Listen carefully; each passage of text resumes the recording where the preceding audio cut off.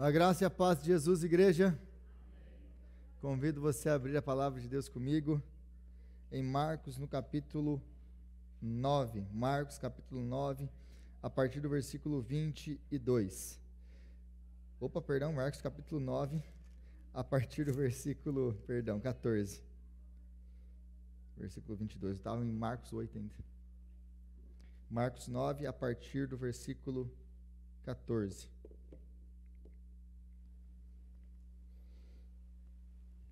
Nós lemos até o versículo 32. Marcos 9, versículo 14. Convido a igreja mais uma vez à oração. Senhor, nós te clamamos agora, Pai, que nós temos diante de nós a sua palavra aberta. E pedimos ao Senhor que o Senhor venha falar agora conosco. Aquilo que nós oramos pelas crianças, ó Pai, nós oramos agora pelas nossas próprias vidas.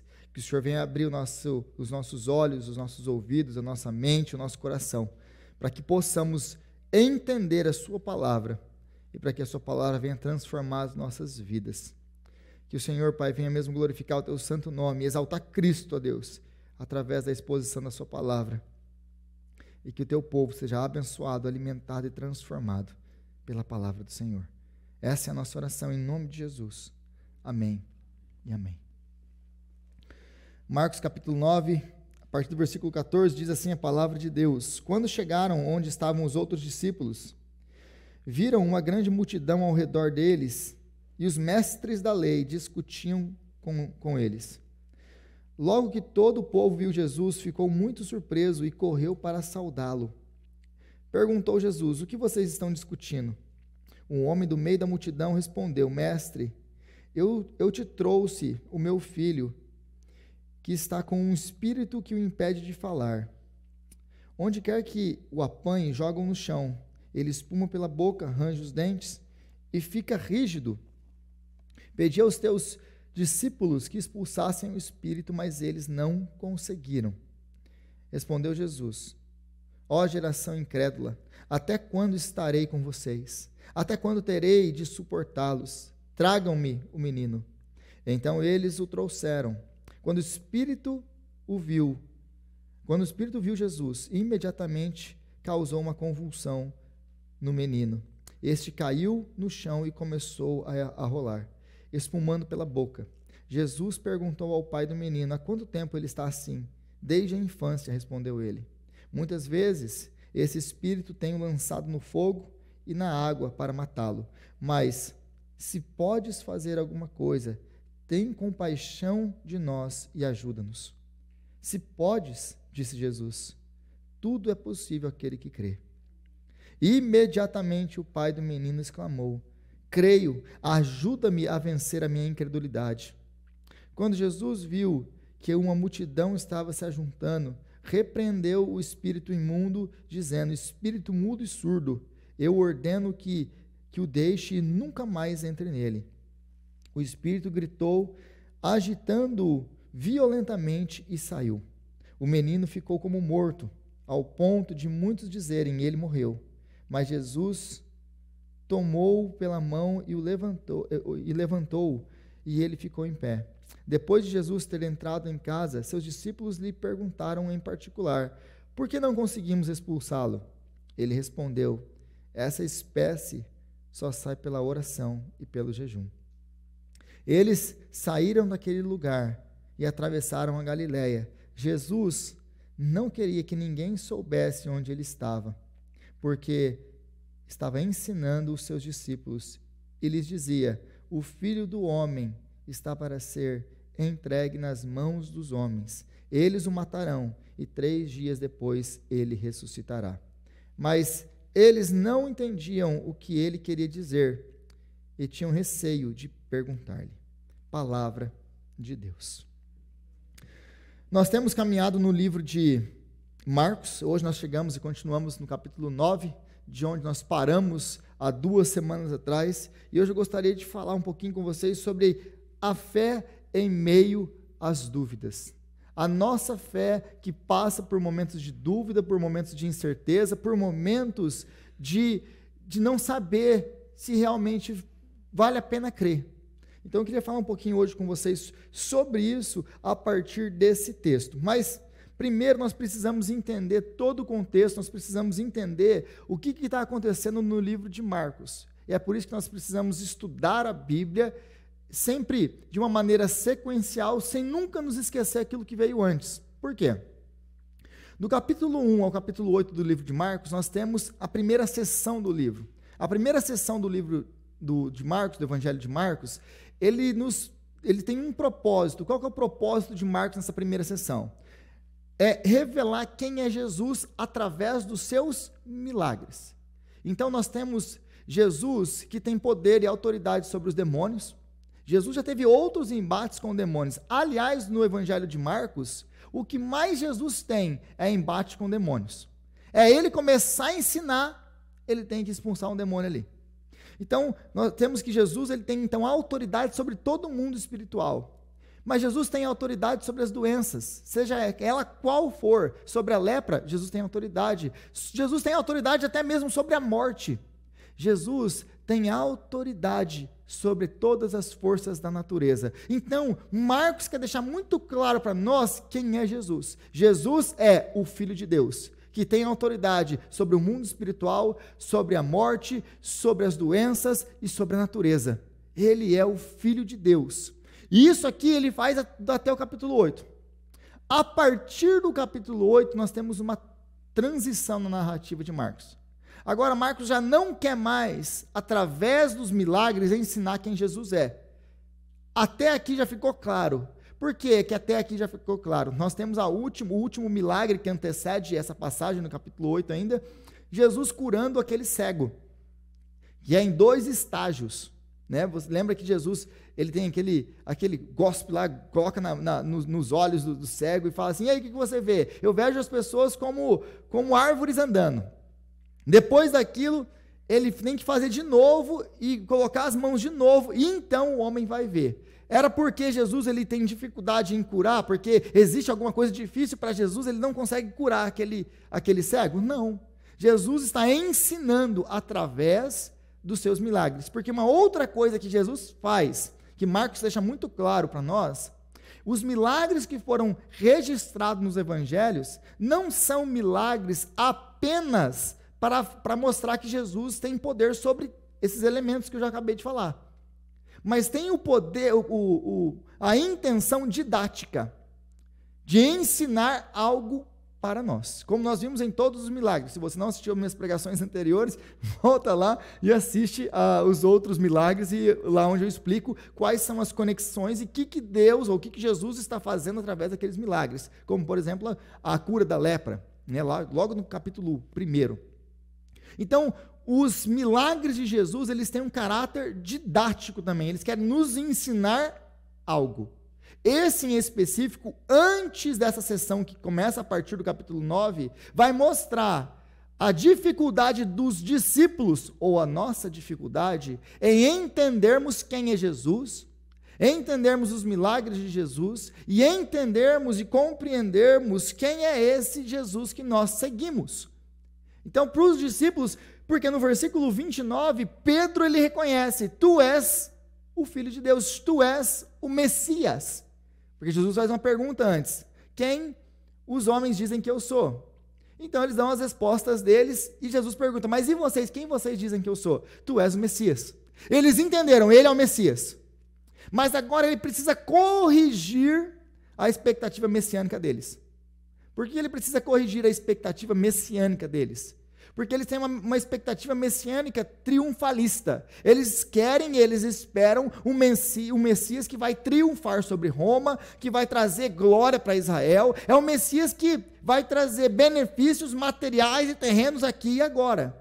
Então Jesus precisa corrigir essa visão deles, porque é uma visão, eles, de novo, como o cego, eles veem que Jesus é o Messias. Eles veem os homens andando como árvores, mas eles ainda não compreenderam quem é o Messias.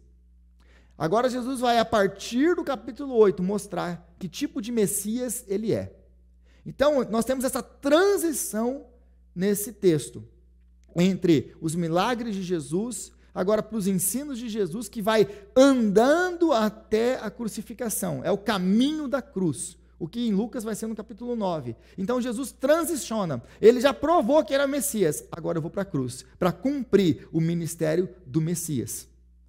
Agora muda então, nós temos essa mudança no capítulo 8. E no capítulo 9 nós temos então a transfiguração, que foi o texto que nós vimos anteriormente a esse.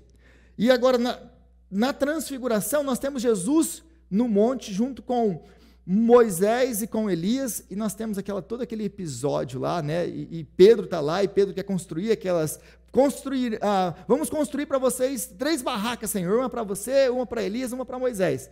Ele falou isso, ele não sabia o que ele estava falando, foi essa a nossa última mensagem no livro. Mas o que fica confuso para nós, nesse texto agora, que nós acabamos de ler, na cura desse menino, ou na expulsão desse demônio, o que não faz sentido é se Jesus, ou se Marcos trocou agora a ênfase, se a ênfase já não é mais os milagres, o que está fazendo aqui isso aqui então? Por que ele está registrando de novo um embate com o mundo espiritual, com os demônios? Se essa é a ênfase, então aconteceu alguma coisa, porque esse texto, aliás, para algumas pessoas, ele é um texto meio que parece que está deslocado aqui. Se a ênfase é nos ensinos de Jesus, que é no ser discípulo de Jesus, porque essa é a ênfase agora. Jesus tem 2 ênfases agora, o Marcos tem 2 ênfases agora. A primeira ênfase é mostrar que Jesus não é esse Messias triunfalista, esse Messias que eles esperavam, corrigir a visão messiânica. Mas a segunda coisa é ensinar os discípulos sobre o que é ser seguidor de Jesus. Nós começamos isso há 3 semanas atrás, falando o que é ser seguidor de Jesus. E Jesus, já logo de começo, quando Pedro responde, tu és o Messias, e começa a falar, é verdade, eu sou o Messias, e importa que esse Messias seja entregue nas mãos dos homens, seja morto, e no 3º dia ele ressuscite. Pedro chama ele de lado e fala, opa, peraí, não é assim. Esse Messias não encaixa com a nossa visão, não. Não bate, porque o Messias morto não ajuda ninguém. E aí, Jesus fala o que para Pedro? Afasta de mim, Satanás, para trás de mim, Satanás. Você não pensa nas coisas de Deus, mas nas coisas dos homens. Então, a segunda coisa que ele quer agora, depois disso, é chamar eles para o verdadeiro discipulado. Porque se você quer vir após mim, tome a sua cruz e me siga. Então, Jesus tem, primeiro, nós temos a parte inicial de Marcos, Jesus é o Messias. Os milagres deixam isso muito claro. Agora, esse Messias não é o Messias que vocês esperam. E eu vou corrigir essa visão de vocês. Mas a outra parte disso ele está nos chamando ao verdadeiro discipulado. O que significa ser discípulo de Jesus? Então, esse milagre aqui, ele tem um caráter, de novo, de ensinar aos discípulos o que é ser um discípulo de Jesus. O que é ser um discípulo de Jesus? Como que eu ando como discípulo de Jesus? A preocupação maior desse relato, dessa passagem, não é a expulsão do demônio desse menino. É ensinar-nos a depender do Senhor. Para podermos, se nós queremos ser discípulos de Jesus, nós precisamos depender de Deus em tudo. E como que nós dependemos de Deus em tudo? Através da oração. Esse é o resumo de toda essa passagem aqui. E é isso que a gente vai ver, então, agora. A autoridade aqui de Jesus. Então, Marcos vai apresentar a autoridade de Jesus. E aqui é interessante que a autoridade de Jesus, de expulsar o demônio, ele é contrastada com o quê? Com o finalzinho do capítulo, ou dessa perícope, ou dessa passagem, no capítulo 9, versículo 30 ao 32. Porque do versículo 30 ao 32, Jesus, depois de tudo isso aqui, ele cura esse menino, ele expulsa esse demônio, e no final, como que fecha esse texto? E Jesus fecha dizendo, o Filho do Homem está para ser entregue nas mãos dos homens, eles os matarão e 3 dias depois ele ressuscitará. Se você prestou atenção no que você acabou de ler, aparentemente, superficialmente, esse versículos 30 a 32 não faz nem sentido com o resto da passagem.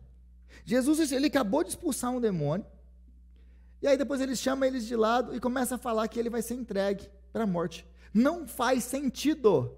Parece que colocaram aqui isso aqui, e alguns mais liberais vão falar, não, isso aqui não faz sentido mesmo, é um monte de história só colocada aí. Não. Existe uma genialidade de Marcos atrás disso aqui. Por quê? Porque então começa dizendo aqui que ele chegou lá e ele vai ter esse encontro, esse embate com esses homens, e Jesus ele vai ter uma autoridade, tem um poder sobre o mundo espiritual. Jesus tem toda a autoridade, Jesus tem todo o poder sobre o mundo espiritual. Ele é o Messias. Contudo, a maneira com que ele vai vencer, que ele vai triunfar sobre o reino das trevas, não é como os discípulos pensam. E é isso que o versículo 30 ao 32 está respondendo para nós, está demonstrando para nós. Mesmo que ele seja o Deus encarnado, que tem poder e autoridade sobre o reino espiritual, a maneira com que ele vai conquistar a morte, a vitória para nós, derrotar Satanás e triunfar sobre todo o poder de Satanás e sobre todos os demônios, é se entregando na cruz. É isso que esse texto está nos mostrando. Então esse texto aqui está prefigurando não apenas a vitória de Jesus sobre as forças espirituais malignas, mas a maneira como ele vai alcançar essa vitória. Então o milagre mostra: Jesus tem autoridade sobre todo o mundo espiritual. Mas no final do texto aqui, vai apontar para como ele vai conseguir realmente a verdadeira e final libertação e salvação para todos nós, através da cruz. É isso então que esse texto está nos mostrando. Então esse evento é mais do que um milagre. Ele é um ensaio, abre aspas, para que os discípulos aprendam a lidar com a sua própria fraqueza, porque eles vão fracassar aqui ao expulsar o demônio, e aprender a depender do Senhor nesse caminhar inevitável desse mundo de sofrimento, de angústia. Jesus quer ensinar agora aos seus discípulos como que eles podem andar em vitória sobre o mundo espiritual, porque todos os nossos embates são espirituais, porque a nossa luta não é contra carne e sangue, mas contra os poderes, contra as potestades nas regiões celestiais. Então, como que nós, como o apóstolo Paulo vai dizer mais tarde, como que nós podemos andar em vitória se a nossa luta não é contra carne e sangue? A nossa luta é contra demônios, principados nas regiões celestiais. Como que eu posso andar em vitória? Jesus, ele nos responde nesse texto. Agora, se você volta comigo para o versículo 14, quando chegaram onde estavam os outros discípulos, viram uma grande multidão ao redor deles e os mestres da lei discutindo com eles. Aqui nós temos, de novo, você não pode perder aquilo que veio anteriormente.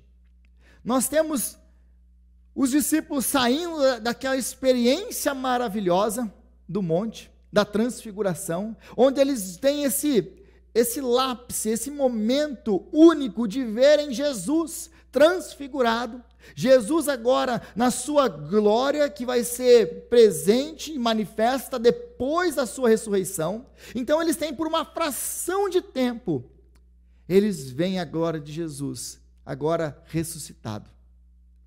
E eles têm essa experiência maravilhosa com Jesus, e essa experiência maravilhosa com Jesus, ela acaba.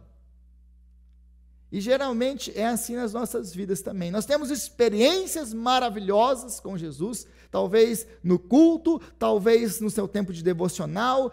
Nós temos essas experiências maravilhosas, como eles aqui tiveram essa experiência maravilhosa da transfiguração, mas o nosso chamado não é ficar lá.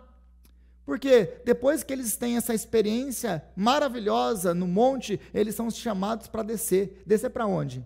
Para o vale da incerteza humana, para o vale do sofrimento humano, para o vale da experiência quebrada da nossa humanidade, dominada pelo pecado, caída e afastada de Deus. Porque é exatamente isso que acontece. Eles saem do monte da transfiguração, de toda aquela experiência maravilhosa que eles têm com Deus, eles descem o monte e encontram esse caos que eles estão encontrando. Por que é um caos? Porque existe aqui incredulidade de discípulos que não conseguem expulsar um demônio.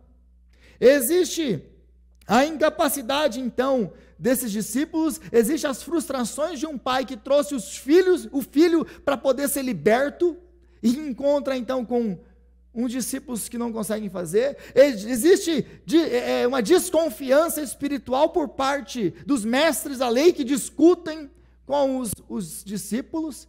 Então eles descem do monte como Moisés desce do monte. Essa figura de Moisés descendo do monte não pode ser perdida, porque se o capítulo anterior, ou se a passagem anterior aponta para Moisés e o monte da transfiguração aponta para toda aquela questão do êxodo, como nós vimos, isso aqui ainda não acabou.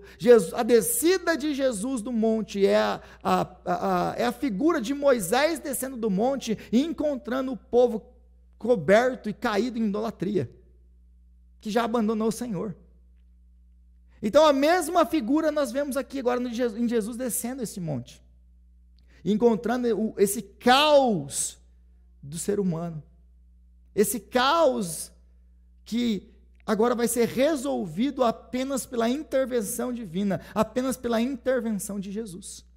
E é isso que o texto quer deixar muito claro para nós. Então eles saem desse momento maravilhoso para descer agora e encontrar o caos da humanidade. E essa é a minha vida, essa é a minha história, essa é a sua história. Depois de termos talvez esse momento maravilhoso na presença do Senhor que nós temos todos os domingos, ou talvez daquele tempo maravilhoso que você tem na sua devocional, você experimenta, você lê a palavra de Deus e aquilo te enche os olhos, te enche o coração, você fala, uau, e você está cheio daquilo. Aí você sai pela porta da rua da sua casa e você encontra com o mundo caído. E você encontra com esse caos que é a humanidade afastada de Deus. Mas esse é o nosso chamado. Enquanto estivermos aqui, nós somos chamados a sair e a ir. E nós encontramos, então, no versículo 14, essa discussão entre os discípulos de Jesus, os nove que ficaram para trás, e os mestres da lei. E por que eles estão discutindo? O texto não fala por que eles estão discutindo, mas se você entende os mestres da lei e os fariseus, é muito fácil saber sobre o que eles estão discutindo. Sobre o que eles estão discutindo? Sobre a falha dos discípulos em expulsar um demônio. Porque agora eles sempre vão procurar ocasião, os mestres da lei e os fariseus, sempre procurando ocasião para quê? Para acusar Jesus. Para mostrar que Jesus é uma farsa. Agora nós temos um exorcismo fracassado. É tudo que eles precisam para acusar Jesus. Está vendo como vocês seguem um charlatão. Vocês seguem um falso profeta. Porque se vocês seguissem de fato um homem de Deus, vocês teriam feito isso. Então aqui eles aproveitam para atacar Jesus, e esse aqui é o motivo da discussão deles. E também existia na cabeça deles, na cabeça do primeiro século, uma visão sobre libertação, sobre expulsar demônios ou exorcismo, que era uma visão que vinha desde Salomão. Existia uma tradição judaica que desde Salomão você tem que ter alguns encantamentos, algumas palavras mágicas, alguns objetos para você expulsar um demônio. Aí eles, provavelmente o que eles estão discutindo aqui é o método de vocês está errado. Vocês não estão usando os encantamentos corretos. E aí, no meio de tudo isso, tem um pai aflito, que a única coisa que queria é que o filho fosse liberto. A única coisa que ele queria é que o filho tivesse uma vida normal. E eles estão discutindo sobre isso. Qual que é o método correto de expulsar esse demônio? E aí, do nada, Jesus pergunta, mas o que está acontecendo aqui? Jesus chega ali, o que está acontecendo nesse lugar? E aí, do nada, note que Jesus faz uma pergunta para eles, mas quem responde é o Pai. Quem responde é o Pai. Versículo 17. Um homem do meio da multidão respondeu. Então, esse homem aparece do nada. Como diz na linguagem, na gíria, esse homem brota do nada. Ele sai do nada. E aí ele começa a explicar, eu trouxe para o Senhor, note uma coisa, ele traz esse menino para Jesus. Ele traz para Jesus. Mestre, eu te trouxe o meu filho, que está com o espírito que o impede de falar. Onde quer que o apanhe, o joga no chão, ele espuma pela boca, arranja os dentes e fica rígido. Pedi aos teus discípulos, então, eu trouxe ele para o Senhor, mas o Senhor não estava aqui, então eu pedi aos teus discípulos que expulsassem o espírito, mas eles não conseguiram. Então, o resumo da história é esse daqui. Eu trouxe para o Senhor, mas os seus discípulos não conseguiram. E aqui é muito importante a gente aprender uma lição. O nosso chamado como filhos de Deus, o nosso chamado como crente é levar pessoas a Cristo, não a nós. Por quê? Porque ele trouxe o filho a Jesus, porque ele sabia que Jesus podia fazer alguma coisa. Mas o fracasso deles em expulsar esse demônio vai causar dúvida até mesmo na vida desse pai, que trouxe para Jesus, crendo em Jesus, e agora ele já nem sabe mais, né, se vai ser mesmo capaz. E aí então seu filho está possuído de um espírito maligno, e ele havia então pedido aos discípulos, disse, rapaziada, tem como fazer alguma coisa aí? Não, é na hora. E eles respondem isso, e eles aceitam esse desafio. Por que eles aceitam o desafio? Porque no capítulo 6 do mesmo evangelho, Jesus já tinha dado a eles autoridade para expulsar demônios e para curar os enfermos. Lembra disso ou não? Então, expulsar demônios é uma coisa que eles já fizeram. E curar enfermos é a coisa que eles já fizeram. O que levanta, então, a pergunta, então, o que saiu errado dessa vez? O porquê que, se Jesus já tinha dado poder para eles fazerem isso, por que eles não são capazes de fazer isso aqui? Por que eles não conseguem expulsar esse demônio? E a resposta é, o fracasso ele é inevitável, se não houver dependência plena de Deus. A questão aqui da oração, no versículo 29, essa espécie só sai pela oração, é tipo uma dica do que está acontecendo em tudo isso aqui. O que está acontecendo em tudo isso aqui? Existe uma falta de oração. O pai traz esse menino para ser aliviado, para ser exorcizado pelos discípulos de Jesus. Eles não conseguem fazer. Por que eles não conseguem fazer? Porque eles estão confiantes de que eles podem fazer. A confiança está neles, porque agora eu tenho esse poder, agora então é uma coisa minha. Aí Jesus vai repreender eles mais tarde. E para nós, o ensinamento que isso aqui traz e fica é: nós não podemos fazer nada por nós mesmos. Nós precisamos de vida com Deus. Nós não conseguimos fazer nada na nossa força, na nossa habilidade, no nosso conhecimento. O nosso fracasso, ele é certo. Todas as vezes que nós tentarmos ter uma vida a parte de Deus, tomarmos decisões a parte de Deus, viver a vida cristã e o chamado cristão a parte de Deus. E como que funciona isso? Eu vivo uma vida sem orar, eu vivo uma vida sem ler a palavra de Deus, eu não tenho comunhão com o Senhor, e aí eu me chamo crente, e eu vou viver a minha vida nesse mundo, sem essas coisas, sem esses fundamentos. O que vai acontecer com a minha vida? Eu vou andar em derrota, é simples assim. E muitos de nós se surpreendem por que nós somos derrotados de novo, e de novo, e de novo nas nossas vidas. Porque nós temos tentado viver o chamado e a vida cristã independente de Deus. Sem vida de oração, sem vida de leitura bíblica, sem vida de constante busca pelo Senhor. Isso é a fórmula para o fracasso. Sabe por quê? Porque isso é a arrogância. Deixar de orar e deixar de buscar o Senhor na sua palavra não é uma questão de escolha. Eu só não gosto de ler a Bíblia. Porque é uma coisa que eu escuto muito, né? Eu só não gosto de ler a Bíblia. Eu não consigo ler a Bíblia. Meu irmão, deixa eu falar uma coisa para você. Eu gosto de dar esse exemplo aqui.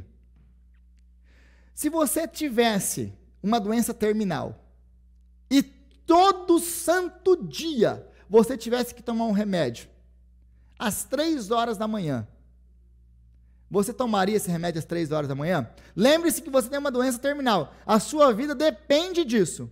Se você esquecer esse remédio um dia que seja, você morre. Você já nem acorda. Você vai esquecer de tomar esse remédio? Quantos alarmes você vai colocar para despertar? Para te tirar da cama às 3 horas da manhã?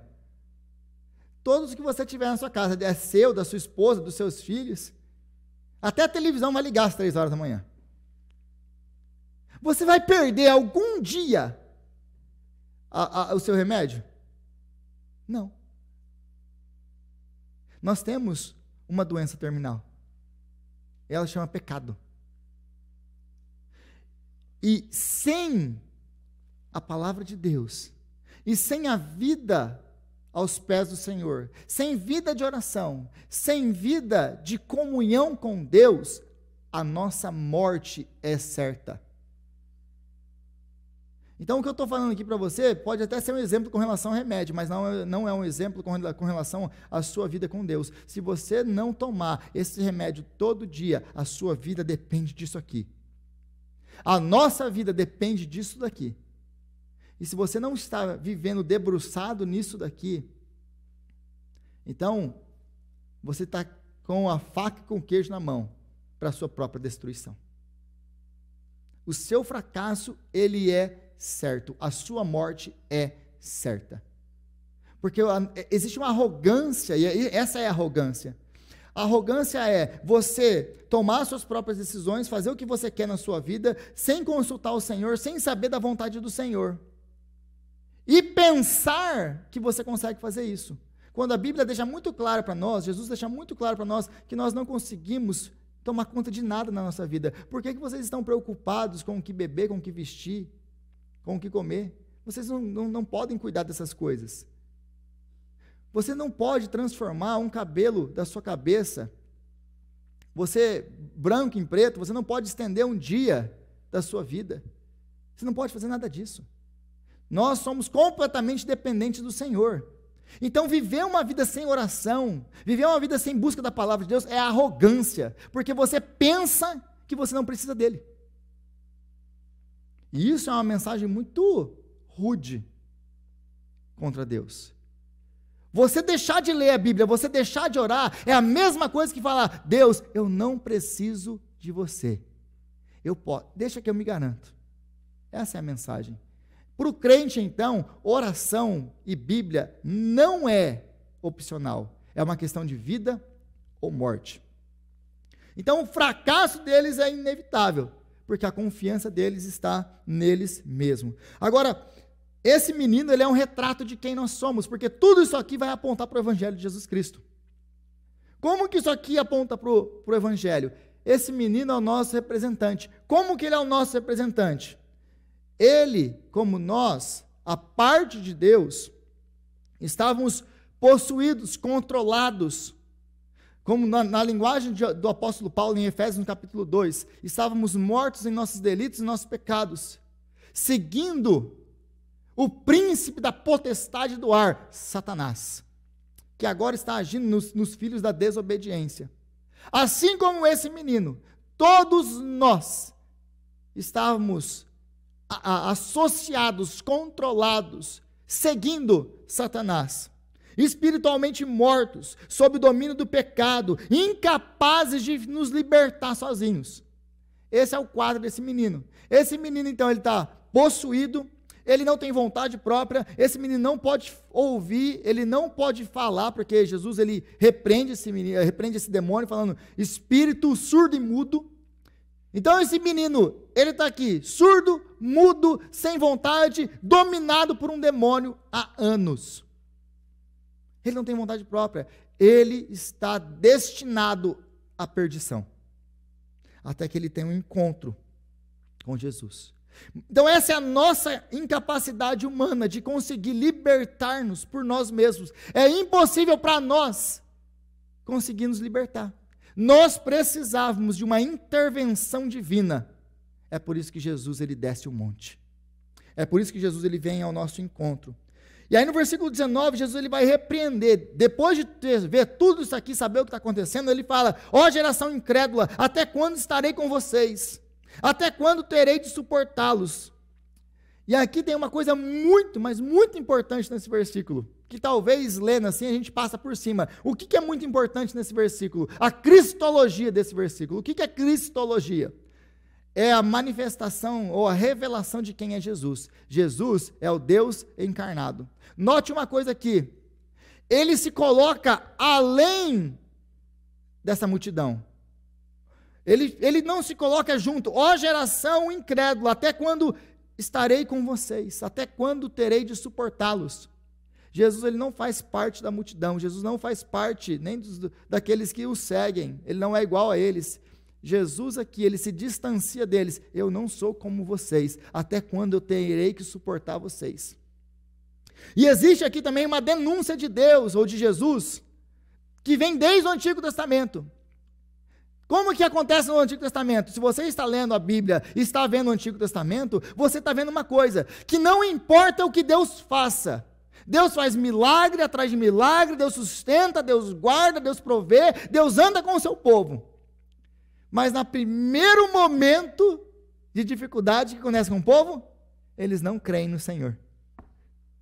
Então é isso que Jesus está acusando eles. Ó geração incrédula, até quando eu vou ter que aguentar vocês? Desde o começo foi assim.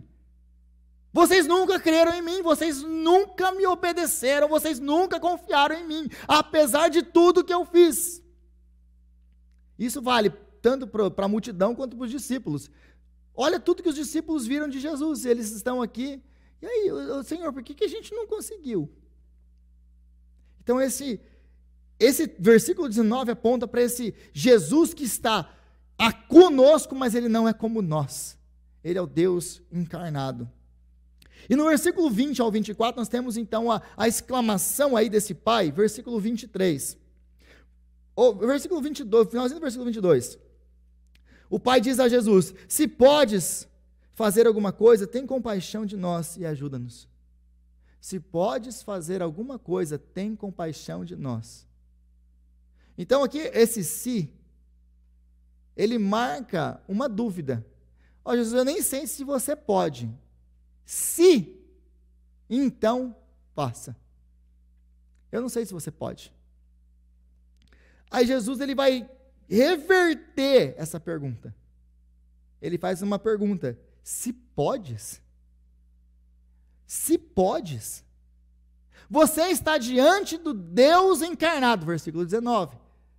E você pergunta para o Deus que criou céus, terra, o universo e tudo que neles existe, que sustenta todas as coisas com vida, se eu posso fazer alguma coisa?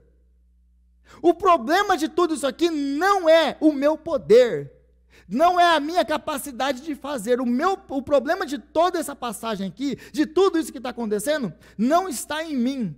O problema é, você crê que eu possa fazer isso?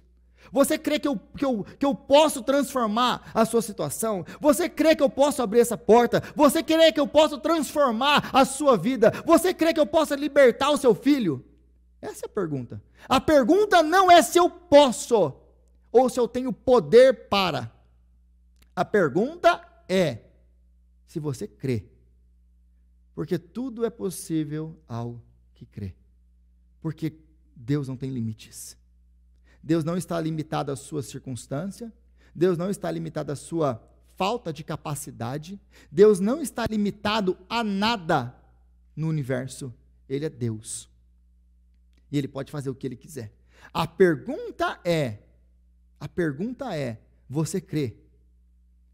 Você crê que Deus pode fazer, que Deus pode transformar, que Deus pode agir na sua vida hoje e transformar essa situação? Essa é a pergunta. Não é se Jesus pode fazer alguma coisa. Poder, Ele pode. Você crê que Ele pode? Essa é a pergunta que eu quero deixar para você. Você acredita que Jesus pode fazer? E aqui nós não podemos também pegar esse versículo, tirar fora do seu contexto e achar, não, então, Ele pode fazer todas essas coisas, então eu vou crer que Ele vai me dar qualquer coisa que eu quero. É isso que Ele está ensinando aqui? De maneira nenhuma. De maneira nenhuma. Ele vai te dar tudo aquilo que está em conformidade com a sua vontade para a sua vida, que está em conformidade com a sua palavra, se aquilo que você quer está contra a palavra de Deus, não é aquilo que Deus tem ou quer para a sua vida, você pode ter a fé do mundo, você não vai ter. Porque isso vai te destruir, vai destruir a sua vida e te afastar de Deus. Então o texto não está ensinando, com essa resposta de Jesus, tudo é possível àquele que crê. Lembra do contexto. Tudo é possível àquele que crê. Tudo o que? Dentro desse contexto, a libertação do seu filho é possível. A libertação da sua família é possível. A conversão do seu cônjuge, dos seus filhos, é possível. A transformação de situações que para você seja impossível, é possível para Deus. É isso que o contexto está nos mostrando. Isso aqui não é aquele versículo tão deturpado do apóstolo Paulo, né? Tudo posso naquele que me fortalece. Aí tudo posso inclui até os pecados que eu quero fazer. Esse aqui não está ensinando isso. Então, Jesus ele muda esse foco agora, tirando da sua capacidade. Se eu posso, mas você crê que eu posso? E aqui nós vemos essa tensão entre a fé imperfeita e a graça de Deus. Por que nós vemos essa tensão entre fé imperfeita e graça de Deus? Porque glória a Deus, que Deus não age segundo a perfeição da nossa fé. Porque imagina se Deus agisse na sua vida apenas quando você tem uma fé perfeita que Ele pode realizar aquilo que você está pedindo. Porque a pergunta é, então você crê? Não, então Jesus só vai fazer se você crê perfeitamente. É isso que esse texto está nos mostrando? Não, porque o versículo 24... Imediatamente o pai do menino exclamou: creio, ajuda-me a vencer a minha incredulidade. Peraí. Exatamente, eu creio, mas eu não creio. Eu creio. Ajuda-me a vencer a minha incredulidade. Que tipo de oração é essa? Faz sentido isso aqui que você acabou de ler? Nenhum. Até que você se torne cristão. Porque para nós, meu irmão, minha irmã, eu não sei se você já fez esse tipo de oração, mas esse tipo de oração é uma coisa que eu faço toda hora.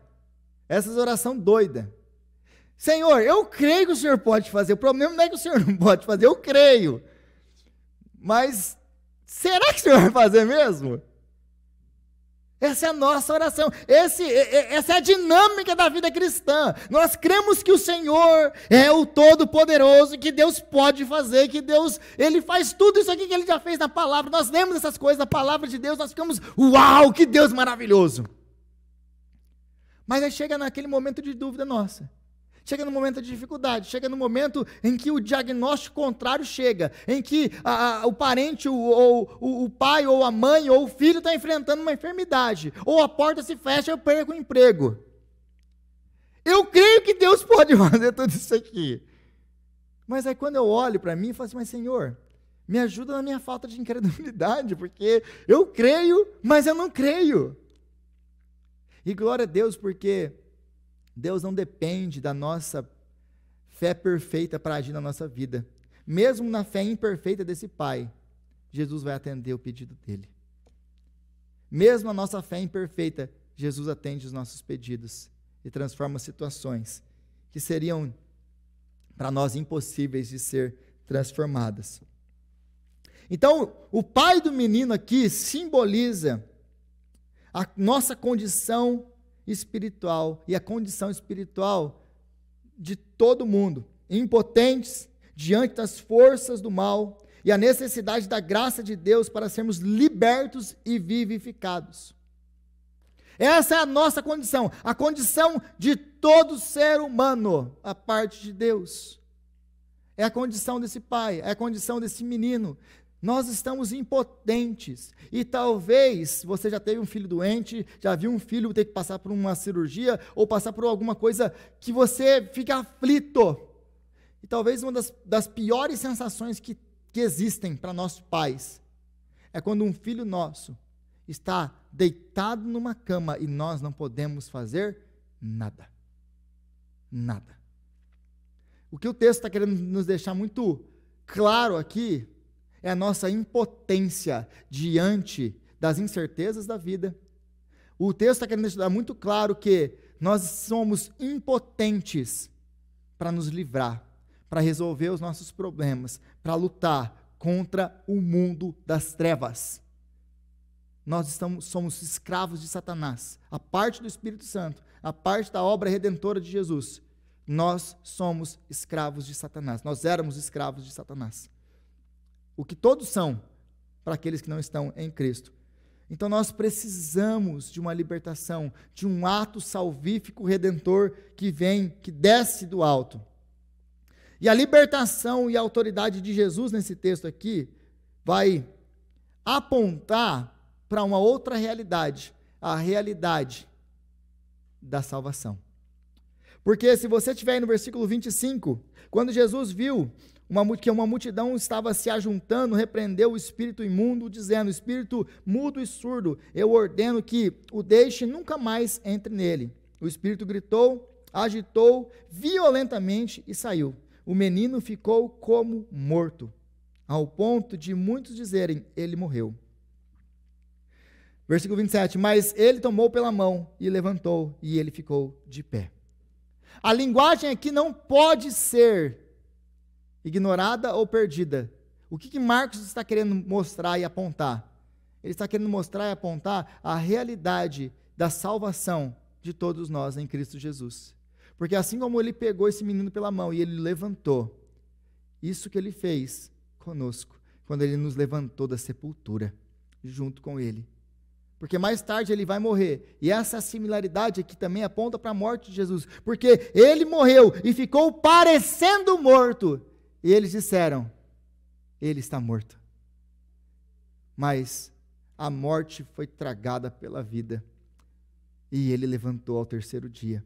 E porque ele levantou ao terceiro dia, ele nos levanta junto com ele. E essa é a nossa certeza, de que mesmo que nós venhamos a morrer, nós levantaremos e estaremos com o Senhor para sempre.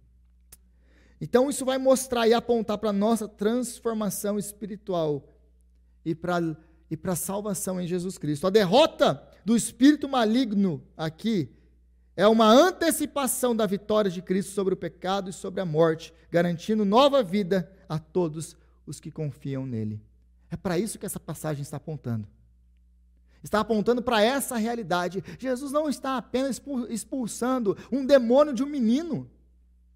Jesus está apontando para uma realidade infinitamente maior e mais gloriosa do que expulsar um demônio de um menino. Ele está apontando para a realidade da nossa vitória nele, da destruição das obras de Satanás.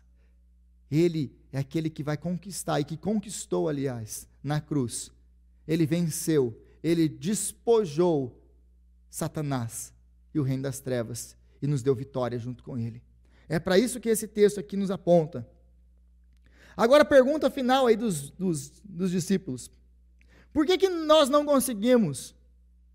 Por que nós não conseguimos?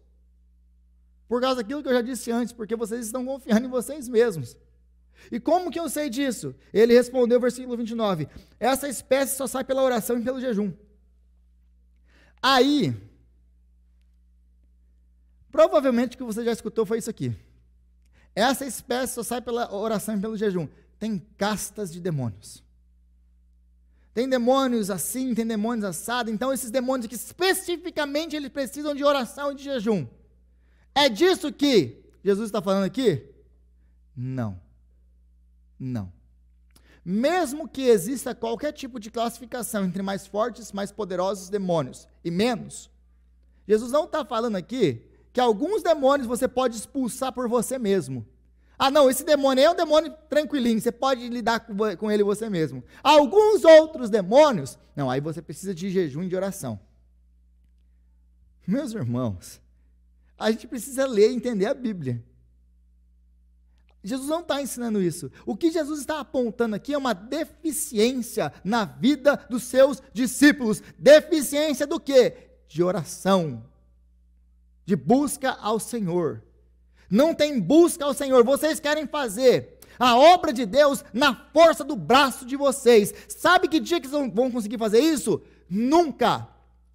Então não é que exista uma classificação de demônios, e mesmo que existisse, se você tentar lidar com o menor dos menores, como fizeram lá no livro de Atos, lembra dos filhos de Seva? Que eles foram tentar expulsar um demônio? Em nome de Jesus, a quem Paulo prega, nós te ordenamos, sai dele.